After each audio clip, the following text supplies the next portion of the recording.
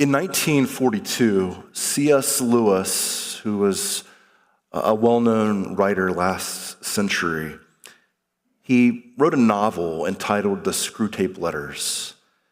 And it's a correspondence between a senior demon and his apprentice. The senior demon's name is Screwtape, and his apprentice's name is Wormwood. And really the purpose of the novel is to challenge our common perceptions of what temptation is really all about. A lot of times, I think we faced with certain vices, but the Screwtape Letters focuses more on our blind spots, the things that we're not as aware of. So, for instance, Wormwood, the apprentice demon, he has been assigned to mislead this person, this man who is considering becoming a Christian. And of course, he does everything within his power to try to mislead him, to try to keep this from happening. But once it becomes clear that he's losing this battle, his mentor tells him not to try to lure his subject off of the path of discipleship with the more obvious temptations, but to lull him into a state of complacency and apathy. After all, if the subject knows that he's being tempted and he actually cares about his relationship with God, then he's going to try to avoid the most common pitfalls and resist temptation when he's confronted. And so the goal wasn't really to make this subject as bad as he can possibly be, but to comfort him or to tempt him with the comforts of gradually becoming a lukewarm Christian. And one of the best lines of the book is that the safest road to hell is the gradual one. Now, just want to be clear that the Screwtape Letters, it's a work of fiction, it's a work of imagination. It's not a theology book. C.S. Lewis was not a trained theologian. Instead, he was more of a muse. He was a brilliant man who he wrote this novel to kind of just to help provoke thought, to help us think a little bit more deeply about this concept of temptation. This concept that we talk about the first Sunday of Lent every year, so that when we gather together, it's not just, sometimes we get tempted, we should avoid temptation, check the box, and move on throughout the year. There's something more about this. It seems that the purpose of him writing this book is to help us be more intentional about examining our lives. And it really raises the question of, okay, Jonathan, you're talking about how that there are the more obvious temptations that we struggle with and the less obvious ones that are kind of in our blind spots. If we don't know that they're there, if we don't even know that we have blind spots, how are we supposed to deal with them? How are we supposed to resist them? How do we even know sometimes when we're being tempted? Or the same Greek word is used there for tested, tempted or tested. And every year on this Sunday, we look at the story of Jesus' testing, his temptation in the wilderness. And there are obviously all kinds of different ways to approach this text. There are obviously lots of different implications that can be drawn from this. But this year, I was kind of processing it in a different way. And I'd never really considered the temptation of convenience. That's not something that most of us probably think that we're tempted with very often. But it's there, it's around us all the time. And it's not to say that convenience in itself is bad, but what is it allowing us to bypass? And that's what we really see happening in this narrative in Matthew chapter 4. Jesus is tempted 3 different times, and we could look at them separately, but I think if we look at the common denominator, we see that it's really a temptation of convenience. The first is that he's been fasting for 40 days, and he's tempted to turn a stone into a piece of bread because he can. He should do it because he can, because he's hungry. And maybe my mind is kind of weird the way that it's not kind of weird. My mind is weird. The way that I process things, it made me think about how sometimes I'm getting ready to heat up something, some kind of a frozen food, and I look at the back of the package and it's like, all right, turn on the oven to 425, and once it heats up, then you need to heat this item for 30 minutes. And then I look over in the next column and it says microwave it for 90 seconds. It's like, oh yeah, I know which route I'm going to take, right? And so this is, maybe we've not really thought of Jesus' temptation this way, but it's a temptation of convenience. He's hungry. He has the ability to do things that are supernatural. And so he's tested in this way. The next temptation is that if he casts himself down off the pinnacle of the temple, that God will save him. And really, this is just kind of a reflection of a really superficial level of faith, of a kind of a transactional kind of faith, a superstitious kind of faith. Like that God's main priority is just to kind of take care of me. As long as, I do all the right things, I'll be protected, I'll be safe. I can kind of do whatever I want, and God will take care of me. And the third temptation is that if he'll bow down to the tempter, and the word that we use here, Satan, it's actually not a proper name. It is more of a description of someone who is one who is trying to cause Jesus to stumble. And he says, Jesus, if you'll bow down to me, then you can have all the kingdoms of the earth. Because if we've been reading Matthew's gospel up to this point, we know that Jesus has started to announce the kingdom of God. He's just been baptized. He's just begun his public ministry of proclaiming the good news of the kingdom. And so here's this temptation. Jesus is, pretty vulnerable. He hasn't eaten for 40 days. He's hungry. He's in the wilderness.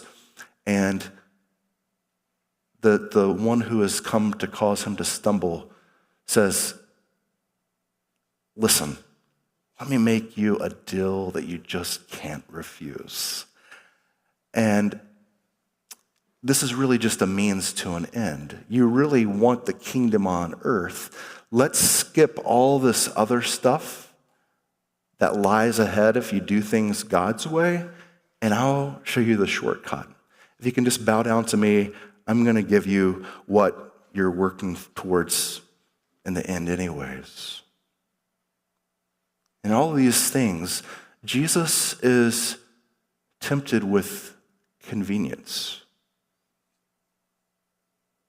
And the convenience is to bypass really his public ministry. And technically his public ministry doesn't actually start until after he leaves the wilderness. And so the temptation is, you don't have to do all of this other stuff. You don't have to spend time with people who are marginalized, people who are considered dirty, people who have been disenfranchised. You don't need to do that. You don't need to spend time being a healing presence in the lives of any of these people,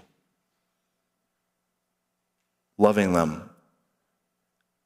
You don't need to spend your time in a ministry of reconciliation where you're taking people who have been cast out from society and you're restoring them to their families and to their communities. Jesus, if you just do these things, you can skip all of that and your kingdom will be right here. I really think that this temptation scene is intended for us to consider what it would look like if Jesus just abandoned God's plan right here from the beginning and took the shortcut. Which, of course, is supposed to prompt us to consider what that looks like for us. What does it look like for us to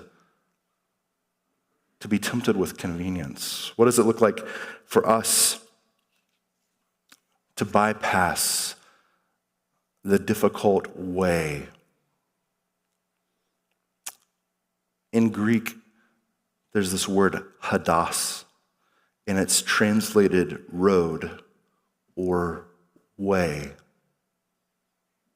And it obviously has a very functional purpose to describe a road or a way, but in early Christianity, it takes on more of a symbolic meaning.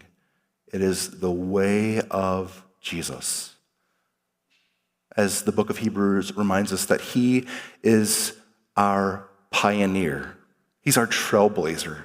He is the one who has created this path for us to follow. The book of Hebrews calls Jesus the author and the finisher of our faith. And this idea of Jesus paving the way for the rest of us became so integral to early Christianity that before Jesus' followers were called Christians, they were first called the way. If Jesus had bypassed all of these other things that God was calling him to do, then he wouldn't be paving the way for us. And as we begin to think about what this might look like in our own lives, we might be tempted to consider, well, maybe we don't have to actually follow Jesus every step of the way. I mean, is there a way that we can take a shortcut? Is there a way that we can bypass and kind of get to the end, the part where there's glory and celebration and fun? God, isn't there a way that we can just bypass this 40 days of fasting and get to Easter, right? And it made me think about how that we might say things like, Ash Wednesday it's just not really for me. Or this season of Lent, it's really just not for me. I don't get anything out of it. Or Maundy Thursday, Holy Week, leading up to Easter. Now, I'm not going to participate in these things. I've got other things that I need to do. I'll just come to worship on Sunday morning. And I'm not sharing these things to make anyone feel guilty. But it raises the question of, why are we bypassing these stones in the path that God has placed before us to shape our lives and to make us like Christ? What are the temptations that come our way that kind of lure us away from the difficult way of Jesus? To skip ahead to the end, to the part that doesn't require any kind of change or really any kind of transformation. I think it's important for us to ask, do we really think that 40 days in the wilderness of fasting was fun for Jesus? It wasn't. It was a time of preparation. Jesus was sent there by God's Spirit to prepare him for a difficult season, to prepare him for a season of loving people and healing the sick, a season of restoration, a season of reconciliation, and a season of the cross. And the same is true for us. We don't get to celebrate Easter without first passing through the cross. And so this Lenten season, this next 40 days, I want to urge you to think about what that looks like. To not just wait until we get to April 5th and we have a great day of celebration here, and it will be a great day of celebration, but what kind of transformation does God want to make in your life between now and then? How was God preparing Jesus for a life of sacrificial service in that time of testing? And how is maybe God wanting to use the same season in our lives to shape us, to prepare us as sacrificial servants who walk in the path and the way of Jesus, who don't bypass the cross for the glory of Easter? So I asked this question at the beginning of how do we even know about those temptations if they're not obvious? How do we recognize temptations like the temptation of convenience? And it might not even be that. It might be something different. And I think Jesus' 40 days in the wilderness is kind of our template for doing that. It's a very intentional picture of Jesus taking inventory of his life and preparing for what God had ahead of him. And so I wanted to share a practice with you for this season of Lent.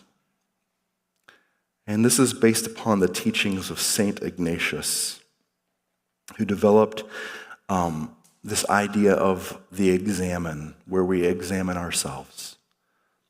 So it's the same thing as like going to the doctor. We have no idea why, our leg hurts, but every time we take a step, it hurts. And so we go to the doctor to have someone else tell us why our leg hurts. It's the same kind of thing. It's an examination where we spend time in reflection with God, for God to point out the things in our lives that maybe we're not aware of, the things that we don't see, the pitfalls that are around us that are not so obvious. And so over the next 40 days, I want to encourage you to practice these things. It's very simple. It's something that would take 15 minutes or less every day. And the first is to center yourself in God's presence. Now, I've had lots of people over the years in my ministry share with me that they're not really comfortable like just engaging in prayer with God. And if that's you, that's okay. Don't be ashamed of that. But I think that we all know that when we go on a walk or we sit with our coffee quietly in the morning as the sun is coming up, that there's something so sacred about those times that we can get grounded in. And it's in those moments that we recognize God's presence. And so each and every day, I hope that you'll practice being in the presence of God. We know that God is with us at all times, but I hope that you'll intentionally pause to acknowledge God's presence and to hope to see things through God's eyes. To give God thanks is the second part of a life of examination. To give God thanks for specific gifts and blessings, the moments of joy that you've experienced. And then to practice a review every day, which is maybe something that we already do kind of when we lay our head on our pillow at night and we think about everything that we've done throughout the day and what we have to do tomorrow. But a review is an opportunity for us to consider what was really rising up? What was that anger that was in me in that moment, in that conversation? What about my reactions? What about my interactions with others? And just go back through your day, kind of like you're retracing your steps, trying to find something, reviewing your day. And then it's an opportunity to naturally express our sorrow for our shortcomings, to ask God for healing, for mercy and forgiveness. And then finally, to look forward to tomorrow, to ask God before tomorrow even begins, that God will give us guidance on how to live more with purpose and love. Maybe that's not precisely what Jesus was doing for those 40 days. but I know that he was doing a lot of examination. He was allowing God to look into his life. He was laying himself bare. And by doing that, he became increasingly aware of his vulnerabilities.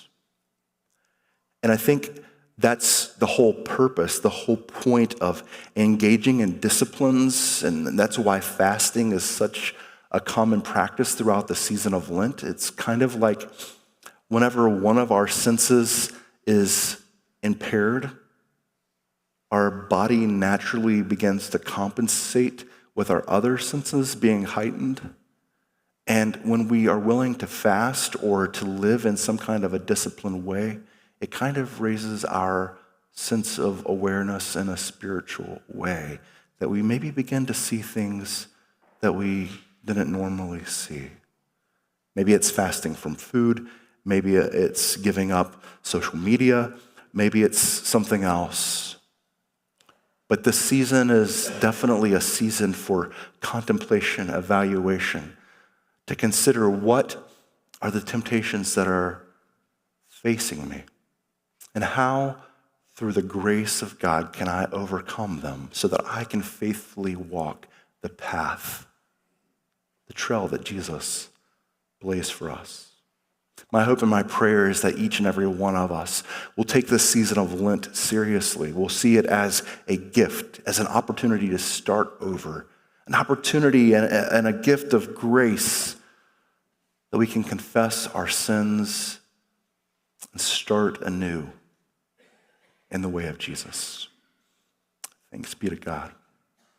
Amen.